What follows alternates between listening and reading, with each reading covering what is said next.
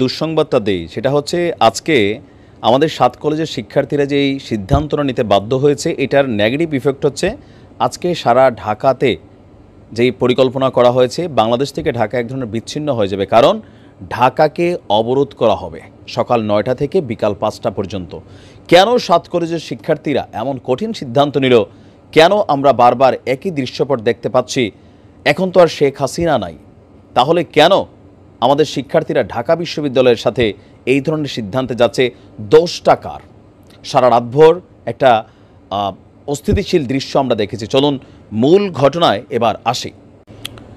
এই কেমন বাংলাদেশে আমরা দেখছি, রাজপথ থেকে যে শিক্ষার্থীরা সরকার পতন ঘটিয়েছে, কারণে অকারণে সেই রাজপথ এখন ব্যস্ত লড়াই এবং দখলে। তবে এই সরকার আসার পর এমন দৃশ্য আমরা কখনো আর দেখিনি। পুলিশ প্রোটেকশন নিয়ে নিজেদেরকে অনেকটা হিরো হিরো জাহির করেছিল ঢাকা বিশ্ববিদ্যালয়ের শিক্ষার্থীরা। তবে বিপরীতে ৭ কলেজের শিক্ষার্থী বনাম ইডেনের যে বাঘিনীরা যে বের হয়েছিল, ভাই গেট খোলার দৃশ্যটা ভাল লাগছে। তবে আমি ব্যক্তিগতভাবে টোটাল ঘটনাটাকে অবজার্ভ করে আমি মনে করি যে দোষটা ঢাকা বিশ্ববিদ্যালয়ের, বিশেষ করে যে প্রো ভিসি যার একটা বক্তব্যকে কেন্দ্র করে ৭ কলেজের শিক্ষার্থীদের সাথে আমিও মনে করি ওনার ক্ষমা চাওয়া উচিত বিষয়টা নিয়ে। দেখেন এই মুহূর্তে গতকালকে যে দৃশ্য আমরা দেখছি, কে খুশি হয়েছেন এই দৃশ্য দেখা? হাহারি এক, তারপর রাজু ভাস্কর্যে তাড়াতাড়ি আয়, হাসনাত্রে যেই পরিমাণ ধাওয়া আপনি দেখছেন, কি একটা পরিস্থিতি হয়েছে। এগুলা আর চলবে না, বোঝা যাচ্ছে। আর এতে হচ্ছে কি, সমন্বয়ক যে খেলা, বৈষম্য বিরোধী শিক্ষার্থী খেলা, এগুলা কিন্তু একদম তলে পড়ে যাচ্ছে। আর এগুলো দেখা পলিটিক্যাল দলগুলো হাসছে, সাধারণ মানুষ বলতেছে ভাই এরা নাকি দেশ চালাবে। তবে আসলে দোষটা কার?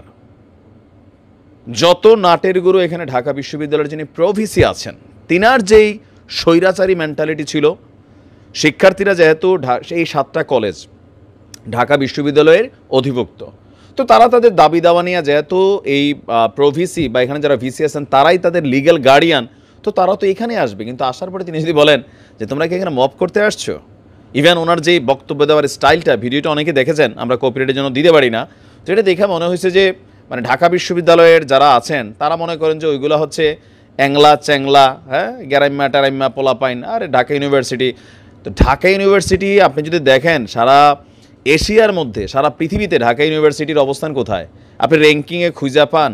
1000 ইউনিভার্সিটির ভিতরে তো ঢাকা ইউনিভার্সিটির নাম আসে না। তো এই ইউনিভার্সিটির ভিসি, প্রভিসি বা স্টুডেন্টরা যারাই আছেন, এত ওভার কোনো কিছুর কিন্তু আসলে মানে দাম্ভিকতা দেখানোর সুযোগ নেই। দর্শক, সারা রাত জুড়ে প্রায় 3.5 ঘন্টা ধরে আমি যখন এই নিউজটা রেকর্ড করছি, আমি একটু আগেই রেকর্ড করি সবসময়, আপনারা হয়তো পরে দেখেন, তখনও সংঘর্ষ চলছে। আহত শিক্ষার্থীদের সংখ্যা প্রায় 20 জন। এটা সঠিক তথ্য না, হয়তো তথ্যটাতে আরও আপডেট আসতে পারে আমার ধারণা। এখন 7 কলেজের শিক্ষার্থীরা তারা ঢাবির শিক্ষার্থীদেরকে যেই নোংরা ভাষায় ঢাবি চু ... তারপরে বলতেছে কি পুলিশ ছাড়া, হ্যাঁ, মানে পুলিশ আমরা একটা দেখছি আগে ছাত্রলীগ যদি কখনো কোথাও লাগতো তো আগে থাকতো পুলিশ, পিছনে থাকতো ছাত্রলীগ। কালকে ঢাকা ইউনিভার্সিটির শিক্ষার্থীদের সাহসের জায়গাটা দেখে আমার কাছে অনেকটা ছাত্রলীগ হিসাবে অসহায়ত্ব ফিল হয়েছে অনেক জায়গায়। গতকালকে আপনারা দেখছেন টোটাল। আর পুলিশের আচরণটা ছিল 7 কলেজের শিক্ষার্থীদের অ্যাগেনস্টে কোথাও না কোথাও। এখানে আমরা যা ফুটেজ দেখছি যে ঢাকা ইউনিভার্সিটিকে প্রোটেকশন দিচ্ছিল 7 কলেজের শিক্ষার্থীদের সোজা বক্তব্য, বাবা এই যে সমন্বয়ক যারা উপদেষ্টা হয়েছে, ঢাকা ইউনিভার্সিটিকে একটা ছাত্র মারা গেছে, সব কিছুতে তাদের কর্তৃত্ব, তাদের এটা আমরা মানব না। তো তাদের যে দাবি দেওয়াটা লিগ্যাল, তারা বলছে যে আপনার কি বলা হয় যে আমরা যেটা দেখি এখানে মূল যে ঝামেলাটা শুরু হয়েছিল 5 দফা দাবি নিয়ে ঢাকা বিশ্ববিদ্যালয়ে আলোচনা করতে গেলে বিশ্ববিদ্যালয়ের সহ উপাচার্য অধ্যাপক মামুন আহমেদ 7 কলেজের অর্ধশতাধিক শিক্ষার্থীকে অপমান করেছে। এর প্রতিবাদে তারা মিছিল করছিল বা তারা 5 দফা দাবি মেনে নিতে হবে আর সহ উপাচার্যকে তার আচরণের জন্য দুঃখ প্রকাশ করতে হবে। শিক্ষার্থীদের অভিযোগ প্রসঙ্গে আপনার এই মামুন বলছেন তারা এসেছিল আমার সঙ্গে কথা বলতে, আমি তখন তাদের বলি তোমরা সবাই না এসে দুজন আসো, কিন্তু অর্ধশতাধিক শিক্ষার্থী ধাক্কাধাক্কি করে ভেতরে ঢুকে যায়। ঘটনা এতটুকুই, তাদের সঙ্গে কোনো খারাপ আচরণ তিনি নাকি করেননি। তিনি বলছেন যে তাদের 5 দফা বিষয়ে সোমবার দুপুর 12:30টায় 7 কলেজের বিষয়ে যে কমিটি আছে তাদের সঙ্গে বৈঠক হবে। পরে গভীর রাতে এই যে আজকে এখন যখন 20 জন আহত হয়েছে, আরও কতজন কি হয়েছে জানি না, পুলিশ সাউন্ড গ্রেনেড ব্যবহার করছে, আবার পুলিশের বিরুদ্ধে তাইরে আসছে পোলাপাইন, জ্যেষ্ঠরাতে আমরা দেখছি বিজিবি আসছে, মানে ভাই ওই যে মাঝখানে জুলাই আগস্টের যে রাতগুলো ছিল ঠিক সেম একটা দৃশ্য আমরা এইখানে দেখতে পেলাম। তো দিন শেষে তিনি তার এই ঘটনার জন্য দুঃখ প্রকাশ করেছেন আর আলোচনার মাধ্যমে সমাধানের আশ্বাস তিনি দিয়েছেন যে এটা নিয়ে সমাধান হবে। তো মধ্যরাতে ঢাকা বিশ্ববিদ্যালয়ের শিক্ষার্থীদের সাথে এই অধিভুক্ত 7 কলেজের শিক্ষার্থীদের ধাওয়া পাল্টা ধাওয়ায় হতবাক পুরো বাংলাদেশ। আর এই ঘটনা আপনার নীলক্ষেত মোড় এলাকা থেকে শুরু করে বিভিন্ন জায়গায় ছড়িয়ে পড়েছিল।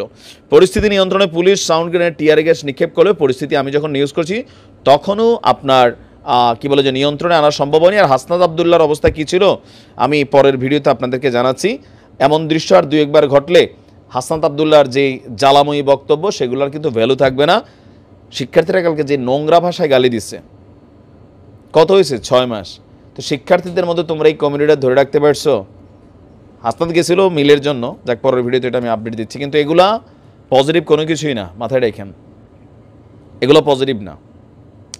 কর্তৃত্ববাদী মেন্টালিটি থেকে সরে আসা উচিত। 7 কলেজকে আলাদা করে দেন ভাই, দেশে টাকার অভাব নাই, বাজেট দেন, কলেজ স্বাধীন করে দেন, আলাদা সিস্টেম দেন। শিক্ষার্থীদের অভিযোগ ভাই আমাদের এক ক্লাসে বসতে পারে 40 জন, ঢাকা ইউনিভার্সিটি থেকে পরীক্ষা নিয়ে 300 জন ঢুকাই দিচ্ছে, বসার বেঞ্চ নাই, ভার্সিটির জন্য বাজেট আছে না ঠিকমতো, ইউজিসিতে টাকা যায়, এই টাকার হিসাব কই, অনেক কিছু কিন্তু এখানে অভিযোগ। বাট এটা আগেও ছিল, কিন্তু শেখ হাসিনা সরকার এগুলোকে কন্ট্রোল করে রাখছে, যেটা এখন ডক্টর ইউনূসের সরকারে আইসা এই যে রাজপথে নামা অভ্যাস হয়ে গেছে, কথায় কথায় পোলাপাইন রাজপথে নেমা যাচ্ছে, এক ছাত্র আরেক ছাত্রের প্রাণঘাতী মারার জন্য আদলা।